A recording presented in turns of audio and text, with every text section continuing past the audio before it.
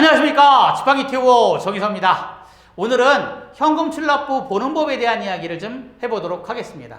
자, 현금 출납부. 와, 이게 좀 한 장에 넣어놔서 그런데 거래건이 많은 기관들은 보통 이게 한 10장, 20장 되는 데가 많아요.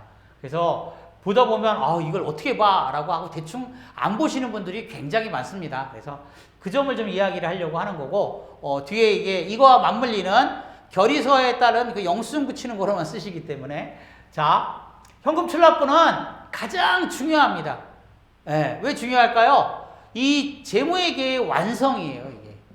예, 현금 출납부가 이미 만들어지고 나면 더 이상 회계는 수정할 사항을 못 합니다. 그러니까 수정이 안 돼요. 수정하려고 그러면 이거에 따른 모든 부속 서류들이 다 어때요? 바뀌어야 돼요.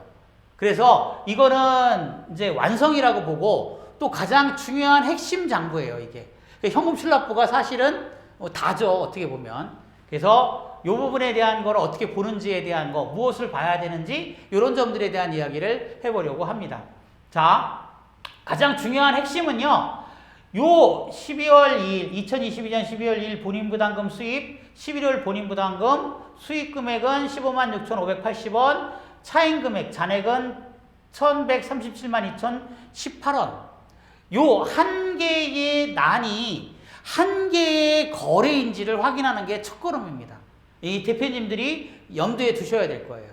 그러니까 즉, 두 달치가 합쳐서 들어올 수도 있잖아요. 이런 거는 두 개로 분리를 해야 돼요. 하나로 하면 안 되는 거예요. 그러니까 여기서부터 미스가 나기 시작하면 장부가 전부 잘못되는 거라고 생각하시면 돼요. 예. 또 이렇게 12월 26일 수영비 및 수수료 생수 구입 46,000원. 이것도 정말 생수만 구입한 거예요. 예. 여기에 빵도 있을 수 있잖아. 예. 이런 게 이제 특히 마트에서 그런 일이 많죠. 이걸 분리하는 역할부터 해야 되는 거예요.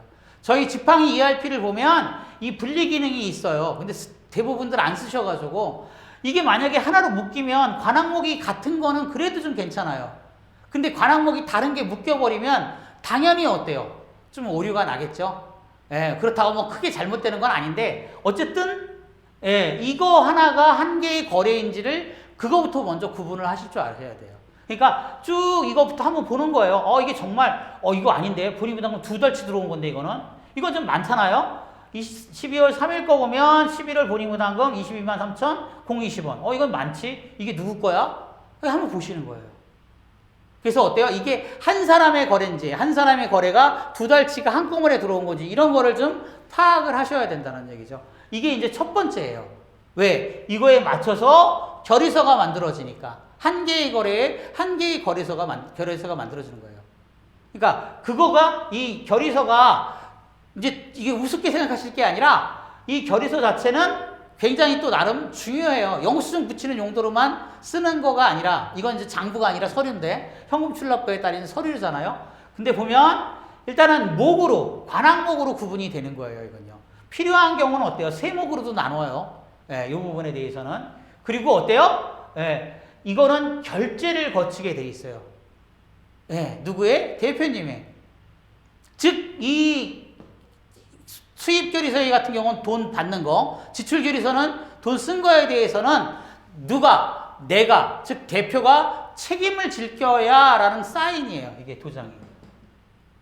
이 결제 라인에. 이 작성자, 다른 건 다 중요하지도 않아요. 물론 이 수입원은 이제 일부 시군구에서는 반드시 지정하라고 하는 예가 있습니다. 대부분 대표님들이 지정하시는 거고. 근데 이런 건 다 중요하지가 않은데, 핵심되는 건 이건 사인을 누가 해? 대표님이 하시는 거죠. 그래서 어때요? 중요한 건 이 비고란이 중요하다는 거예요. 뒤에 영수증은 요 금액 36,120원에 대한 사실만 증명하는 거고, 사실은 어때요? 이거를 내가 선의를 증빙하려면 여기다가 쓰셔야 돼요. 이 내용이 어떤 거야? 예를 들어서 사우나비가 이게 딱 사우나비라는 영수증이 있는 거예요. 근데 그거를 기관 운영비 또는 기타 운영비를 써놨어요. 그럼 어때요? 감독자 입장에서 이거 잘못된 거야. 딱 볼 거 아니에요. 이 사우나에 가서 쓸 수도 없을 뿐더러 이 사람 말이야, 대표가 기관 운영은 안 하고 사우나 가서 목욕이나 하고 있어? 라고 할 거란 말이에요. 그때 이제 여기다 써놓는 거예요. 어떻게? 사회복지사 선생님 뭐 어저께 상담하셔가지고 너무 초췌한 모습이 안 좋아서 1시간 동안 사우나하고 오라고 제가 사우나비를 대드렸다. 직원 복리 차원에서 얼마나 좋은 거야 이런 게. 뭐 비타 다른 것도 마찬가지거든요. 노래방 가서 신나게 뭐 노래 들렸다. 뭐 기타 운영비 써놨어요. 그럼 뭐 이거 뭐야? 예, 하도 제가 여기 얘기해서 이게 이제 직원 쓰는 거라고 알고 계시겠지만 어쨌든 어때요? 이렇게 어때요? 메모를 해놓는 거예요 여기다가. 다른 데다 메모를 하는 게 아니라. 그래서 이걸 누가 책임진다? 그리고 그 메모에 대해서 누가 책임져요? 대표님이 책임을 지시는 거란 말이에요. 그러니까 이 굉장히 중요하죠. 이게 어떻게 보면. 뒤에 그냥 영수증만 딱딱 붙이다가 보면 영수증에 어때요? 예를 들어 제과센터에서 뭐 두부, 콩나물 이런 게 잔뜩 있어. 뒤에 보면 뭐 홍당무 얼마, 두부 얼마 실제 본 거예요 이건요. 이게 쭉 적혀 있는 건데 여기에는 어때요? 기관운영비로 되어 있네. 이게 당연히 걸리죠. 말도 안 되죠. 이게 왜 기관운영비야? 제가해서 있을 수 없는 건데. 또 어때요? 그 병원 영수증 같은 거 그때 막 붙어 있단 말이에요. 뒤에 영수증이. 차라리 그거 없애고 그 체크카드니까 모르잖아. 이런 얘기는 하면 안 되는 거구나. 어쨌든 그거 없애고 그냥 여기 기관운영비 돼 있으면 누가 알아 그거를. 그리고 어때요? 내가 어때요? 잘 썼어. 이렇게 써놓으면 넘어갈 수 있는 문제라지만 금액이 얼마 안 되니까. 그치만 어때요? 떡하니 어때요? 가스명수 저기 500원 500원인가요? 가스명수 얼마 뭐 이런 식으로 뒤에다 딱 그 약국에 그 영수증이 붙어 있어. 그나마 낫죠. 예. 근데 저기 내과나 외과 가서 그 검진 받으시고 뭐 3,600 얼마 뭐 이런 거 그런 거 영수증은 뭐라고 얘기할 거예요 도대체. 병원비를. 예. 그래서 그런 거가 붙어 있으면 오히려 독이 되는 거죠 뒤에다가. 그리고 여기다가 정확하게 그 내용을 써놓으시는 거예요. 잊어먹지 말게. 그렇게 돼야 되는 거죠. 그래야 이게 제 역할을 하는 거죠. 아까 현금출납부하고 딱 맞물려가지고. 자, 다시 이제 현금출납부로 넘어올게요. 보셔야 될 건 이 적요사항이에요. 내가 이 거래건에 대해서, 이 한 건 한 건의 거래건에 대해서 어때요? 정확하게 적었는지를 쭉 훑어보시는 거예요. 그리고 그것이 개정 과목에서, 개정 과목은 맞춰보려고 하시지 마시고요. 두 개를. 그러니까, 이 11월 본인부담금, 본인부담금 수입이 맞아? 이걸 보실 게 아니라, 여기 보면 생수거입인데 수용비 및 수수료가 맞아? 잡수입이, 뭐 잡지출이 맞아? 뭐 이런 식으로 자꾸 이거에 대해서, 뭐 학술적으로 파고 들어가시지 말고, 그 의미가 없고, 이게 개정 과목은 빈대가 있는지 한번 훑어보시고, 0이, 저기 공란이 있으면 안 되잖아요? 그리고 적요는 어때요? 내가 맞게끔, 어때요? 이걸 적었는지에 대해서, 이 적요가, 사실인지에 대한 것만 보시는 거예요. 그러면 이걸 사실 넣는 거는 기계적으로 넣는 거거든요, 직원들이. 젊은 친구들이 훨씬 잘해요. 저도 이걸 잘 못하고, 못한다는 게 몰라서 못하는 게 아니라, 눈도 침침하고, 하다 보면 실수도 있고 할 수 있잖아요.